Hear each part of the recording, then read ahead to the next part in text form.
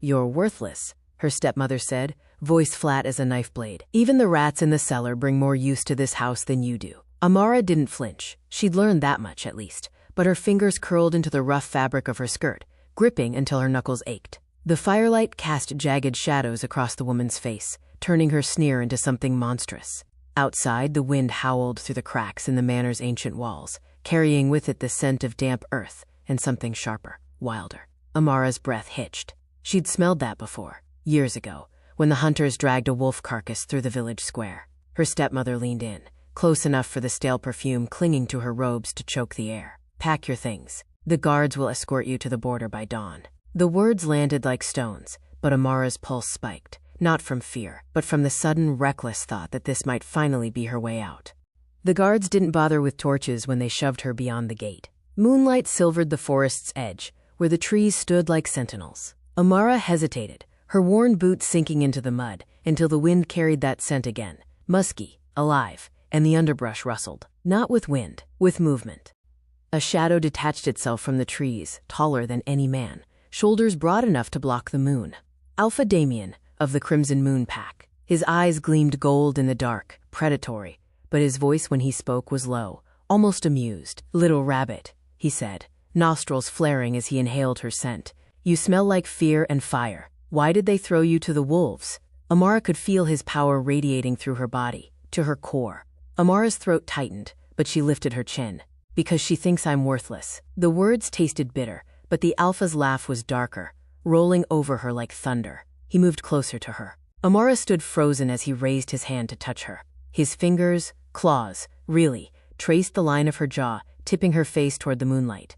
Worthless. His breath was hot against her skin, carrying the musk of pine and iron. "You reek of old bloodlines. That woman was a fool to discard you." The possessive growl in his voice sent a shiver down her spine, though not entirely from fear. Behind him, more shapes emerged from the tree line. Wolves, their coats thick, and their eyes reflecting the same eerie gold. One snarled, lips peeling back from yellowed fangs, but the alpha didn't so much as glance back. His grip tightened slightly, just enough for her to feel the warning in it. "Mine," he said, and the word wasn't a question. Amara's pulse hammered against her ribs, but something primal in her recognized the truth in his claim. The wind shifted, carrying the scent of him deeper into her lungs, earth and dominance, and something inexplicably familiar, like a song half-remembered. She should have been terrified, but instead, her body thrummed with a reckless, electric awareness. Dameon's claws lingered at her throat, not quite threatening, not quite gentle. "You don't run," he observed, voice roughened with something like approval. "Even when you should." Behind him, the snarling wolf took a step forward, saliva dripping onto the damp leaves, but a single flick of the alpha's wrist silenced it. The pack stilled as one, ears flattening. Amara's breath came quick and shallow, her body caught between the instinct to flee and the deeper, older pull that urged her to bare her neck. Dameon's scent wrapped around her, intoxicating and suffocating at once, like the first breath after drowning. "What do you want?" she whispered, half expecting him to laugh again. Instead, his thumb brushed the frantic pulse at her throat, sending a jolt of heat through her veins. "What I've always wanted," he murmured, and the hunger in his voice wasn't for flesh. It was sharper, hungrier. "A queen." The wolves behind him whined, pressing closer, their growls dissolving into uneasy submission. Amara's knees nearly buckled. "A queen?" Her stepmother's voice slithered through her mind, worthless, useless. But Dameon's grip anchored her, his claws pricking just enough to sting. "You don't know me," she breathed, but the protest sounded weak, even to her own ears. The wind carried the scent of the pack, of him, wrapping around her like a claim already made. Dameon's lips curved, revealing the sharp edge of a fang. "I know your blood sings when mine calls it," he said, low and rough. The trees groaned as the wind surged, and for a heartbeat, Amara swore she heard an answering hum in her own veins. The pack shifted, their golden eyes locked on her, waiting.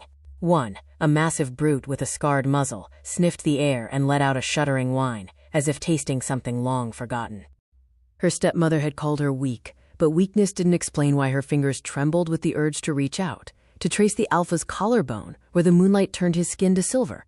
Dameon's nostrils flared, catching her hesitation, and his grip slid from her throat to tangle in the frayed ends of her hair. "You feel it," he murmured, not a question. The growl underneath the words vibrated through her, sinking into bone. The scarred wolf lunged forward, teeth bared, not at her, but at the space between them, as if to sever the invisible thread pulling them together. Dameon moved faster. A snarl ripped from his chest, raw and guttural, and the wolf crumpled mid-leap, belly scraping the dirt in instant submission. Amara's breath caught. She'd seen men cower before her stepmother's cruelty, but this was different. This was primal. Dameon didn't release her hair. His fingers tightened, tilting her head back until the moonlight carved her throat bare. "My pack doesn't kneel to weakness," he said, voice like gravel underfoot. "To stand beside me, you'll need more than pretty bloodlines. You'll need teeth." His gaze dropped to her mouth, lingering on the curve of her lower lip. Not softness he wanted, but the bite he demanded. "Tell me, little rabbit, can you bear them?" Amara's breath hitched, but before she could answer, before she could even decide if she wanted to, his grip shifted. One moment she was standing in the mud. The next, his arm hooked under her knees, hauling her against his chest with a growl that vibrated through her ribs. The pack erupted into movement, wolves surging forward like shadows given life. But Dameon was already turning, his strides eating the ground as he carried her into the trees. The wind tore at her hair, whipping the scent of pine and musk into her lungs until she was dizzy with it. The forest blurred around them, moonlight slicing through the canopy in jagged streaks. She expected the wolves to follow, but when she twisted in his grip, she saw them fanning out instead, melting into the underbrush like ghosts. Dameon's breath was hot against her temple, his voice a rumble she felt more than heard. Hold on. Then he was running, not like a man. Too fast, too fluid, and the world tilted as he leapt over a fallen oak, her stomach lurching at the sudden weightlessness. Her fingers scrabbled against his shoulders, claws pricking through his tunic, but he only tightened his hold, his laughter dark and rough against her skin. The mountains rose like jagged teeth ahead, and nestled between them, a fortress of black stone and snarling carvings loomed. Torches flickered along its walls, casting long shadows that moved unnaturally, not from the wind, but from the figures pacing the battlements. Wolves, she realized, but not like the ones in the forest. These stood on two legs, their eyes gleaming like embers as they turned toward their alpha's return. Dameon didn't slow. He vaulted up the steps, the impact shuddering through her bones, and the scent of smoke and musk thickened until she could taste it on her tongue. Inside, the fortress pulsed with heat and sound, growls, laughter, the clatter of weapons, but it all hushed as Dameon strode through the arched doorway, his grip unyielding around her thighs. The pack's eyes followed, yellow and unblinking, some curious, others hostile. A female with silver-streaked hair and a scar slicing through her lip bared her fangs, but a single glance from Dameon had her sinking back into the shadows. "This is her?" someone rasped from the darkness. Dameon didn't answer. He just kept walking, his claws flexing against her skin as if daring her to squirm. The deeper they went, the quieter it became, until the only sound was the echo of his boots on stone and the rush of her own breath. Then, suddenly, warmth. A cavernous chamber opened before them, lit by a fire pit that sent shadows writhing up the walls. The air smelled of cured hides and something rich, metallic. Blood, she realized, but not fresh. Old. Ritual. Dameon finally set her down, his hands lingering at her waist as she swayed, her legs unsteady from the ride. "Welcome home," he murmured, though the word didn't fit. "Not yet." He guided her to an alcove where steam curled from a sunken pool, the water milky with crushed herbs. The scent of pine resin and something wild, wolfsbane, maybe, bit at her nostrils. "Wash," he ordered, nudging her toward the edge. His claws traced the ridge of her spine through her tattered dress, a touch that wasn't gentle but wasn't cruel either. "You'll eat after. Meat, not scraps." His teeth flashed in the firelight. "And then we begin." Amara hesitated, her fingers catching on the frayed laces of her bodice. The water hissed where it met the hot stones lining the pool, and for a heartbeat, she thought of the icy baths her stepmother had forced her to take in the cellar, the way her skin had turned blue. Dameon exhaled sharply through his nose, as if scenting her memories. "You'll burn that dress," he said, and this time, his voice held an edge that brooked no argument. "You wear my colors now." Behind him, a shadow detached from the wall, a young male with russet fur still clinging to his forearms, carrying a folded bundle of deep crimson fabric. He set it on a ledge near the pool without meeting her eyes, but his nostrils flared as he caught her scent. Dameon's growl sent him scrambling back into the corridor. The alpha didn't watch him go. His gaze stayed locked on Amara, golden and unblinking. "The water won't bite," he said, and the mockery in his tone prickled her pride. "Unless you'd rather I wash you myself." The challenge hung between them, thick as the steam curling off the pool. Amara's fingers tightened on the bodice laces. She knew what he wanted: submission, fear, some proof she was as breakable as her stepmother claimed. Instead, she turned her back to him deliberately, the movement bearing the knotted scars along her shoulders where the manor's cook had once taken a whip to her for stealing bread. Let him see. Let him taste the defiance in her stillness. The water hissed as she stepped in, the heat searing away the grime of the road, the stench of her old life.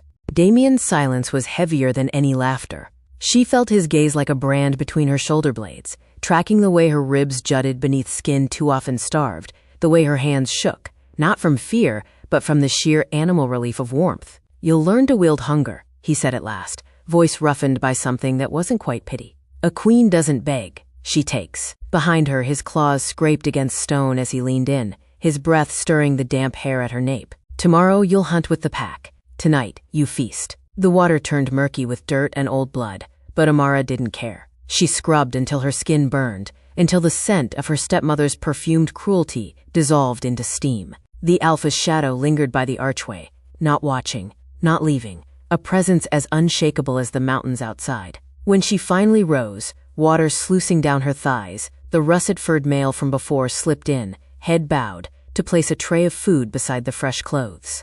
Roasted venison, still dripping blood onto charred herbs. Her stomach cramped with want. Dameon stepped forward, blocking the retreating servant with a growl. "Eat," he commanded, tearing a strip of meat with his claws and holding it out. Not an offering, a test. Amara met his gaze as she took it, her teeth sinking into the flesh with a ferocity that surprised even her. The alpha's pupils dilated, his breath hitching as she licked the juices from her fingers. "Good," he murmured, rough with approval. "Hunger suits you." He gestured to the crimson robes folded beside her. "Wear these. They carry the scent of the pack, of me." The fabric slithered against her skin like a second pelt, the dye deep as old blood. Dameon's nostrils flared as she adjusted the sash, his claws flexing at his sides. "Tomorrow you'll train with the werewolves. They'll try to break you." His smile was all fangs. "You'll break them instead." The feast hall roared with noise when he led her in, growls, laughter, the thud of tankards on oak. A hush fell as they passed, wolves scenting the air, their eyes tracking her every move. A male with a twisted lip spat into the fire. "Smells like prey," he sneered. Dameon didn't pause. His fist snapped out, crushing the wolf's windpipe in one motion. The body hit the floor with a wet thud. "Anyone else?" he asked, wiping his claws on his thigh. The pack looked away. Amara's fingers trembled around her dagger as they seated her at the high table, not on the bench, but atop it, her place marked by a wolfskin draped over the wood. The alpha's hand settled heavy on her nape, thumb stroking the jump of her pulse. "Eat for my share," he ordered, pushing a platter of still-bleeding heart toward her. The organ glistened under torchlight, each vein throbbing faintly, as if remembering life. She didn't flinch. She sank her teeth in, and the metallic burst across her tongue woke something feral in her chest. Dameon's growl vibrated through her spine as he watched her swallow. "Good," he murmured, claws scraping the wood where his grip tightened. "The stronger you are, the harder they'll fight to tear you down." His gaze flicked to the pack circling the hall, their eyes reflecting the fire like hungry coals. One, a brute with a broken tusk, licked his chops, saliva dripping onto the rush-strewn floor. Amara wiped her mouth with the back of her hand, smearing crimson across her wrist. "Let them look. Let them see." Dawn came sharp as a blade. The alpha dragged her from sleep before the sun breached the peaks, his grip unyielding around her forearm. Frost crackled underfoot as he led her to the training yard, where the werewolves waited, their breath steaming in the frigid air. The largest, Seraphina, a female with a pelt like storm clouds, snarled as Amara approached. "This one reeks of fear," she sneered, flexing claws that could gut a stag. Dameon didn't defend her. He shoved Amara forward with a grin that showed too many teeth. Prove her wrong. Amara had never been in a fight in her life. She had been trained by her stepmother to think she deserved to be broken, a useless thing. But no more. Amara vowed to become a force that would make the very earth bend to her will. The first blow came before she could brace. Seraphina's claws raked her ribs, sending her sprawling into the frozen dirt. Blood welled hot beneath her borrowed tunic, but Amara rolled with the impact, coming up spitting mud and adrenaline.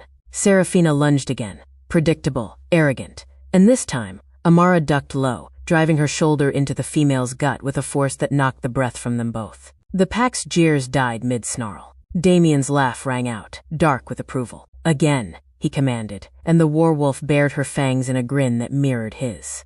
Amara tasted copper, felt the sting of torn skin, but beneath the pain, something else ignited, a hunger sharper than any blade.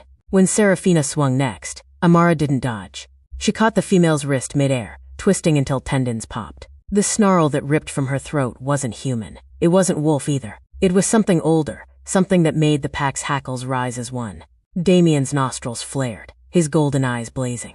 Good, he murmured, though the word was nearly drowned by Serafina's enraged howl. The warwolf yanked free, lunging again. But Amara was ready. She pivoted, using Serafina's momentum to slam her face first into the dirt. The impact shuddered through her bones, but she didn't let go. She dug her knees into the female's spine, fingers tangling in silver-streaked fur. "Yield," she hissed, voice raw with a dominance she didn't know she possessed. The pack fell silent. Even the wind stilled. Serafina thrashed, claws gouging earth, but Amara held firm, her breath coming in ragged bursts. Then, slowly, the warwolf's ears flattened. A whine, barely audible, escaped her throat. Dameon's claws scraped against the hilt of his dagger, his gaze molten. "Again," he ordered, but this time, it wasn't Serafina who stepped forward. A massive male with a grizzled muzzle and eyes like cracked amber prowled into the circle, saliva dripping from his fangs. Amara's pulse spiked, but she rose, wiping blood from her split lip with her sleeve. The male lunged without warning, a blur of muscle and fury, but she ducked, rolling beneath his swipe. His claws grazed her shoulder, hot and sharp, but she came up behind him, driving her elbow into the back of his knee. The crack of bone echoed across the yard. The pack's growls turned uneasy. Amara's breath burned in her lungs, her body screaming from the abuse, but she bared her teeth, not in pain, in challenge. The male whirled, his snarls tinged with something new, respect.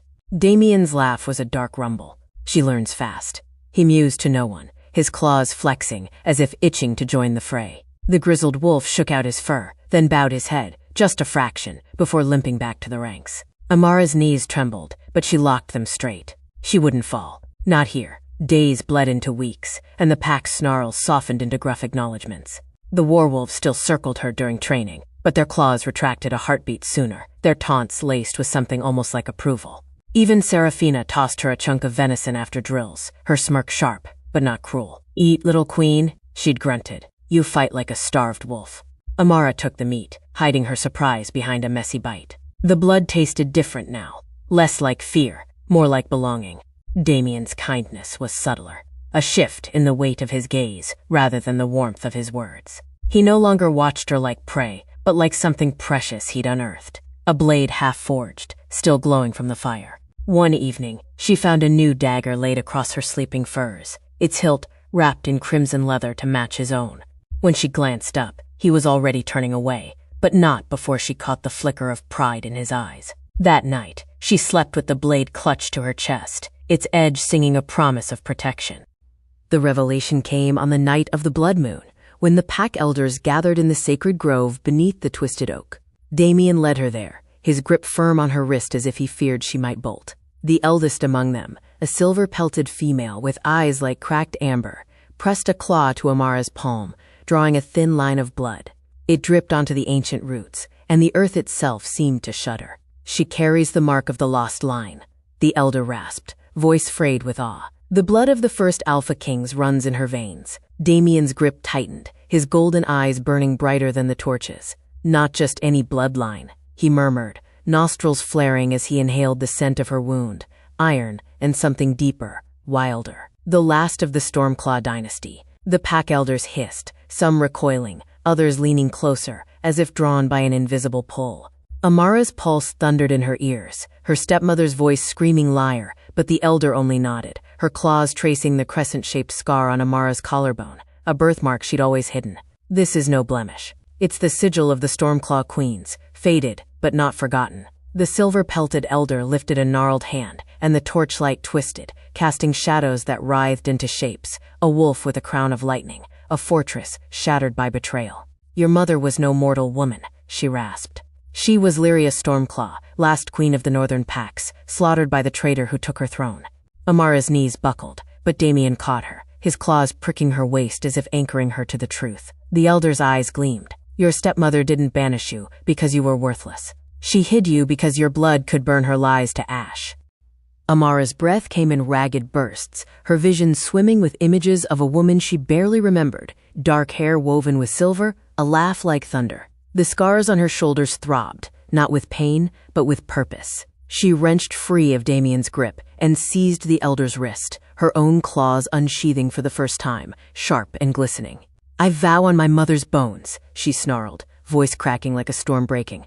"I'll carve my name into her murderer's throat." The pack's howls shook the grove, a chorus of fury and fealty. Dameon's growl was a promise woven into the night. He stepped forward, his shadow swallowing hers as he pressed his forehead to hers, their breath mingling, iron and wildfire. "Your fight is mine," he murmured, but the words were a command, not a plea. The pack surged around them, fangs bared in grim unison, their eyes reflecting the blood moon's glow. The silver-pelted elder spat into the fire, and the flames roared higher, twisting into the shape of a wolf with its jaws around a crowned serpent. "The Stormclaw line rises," she intoned. "Let the traitors tremble."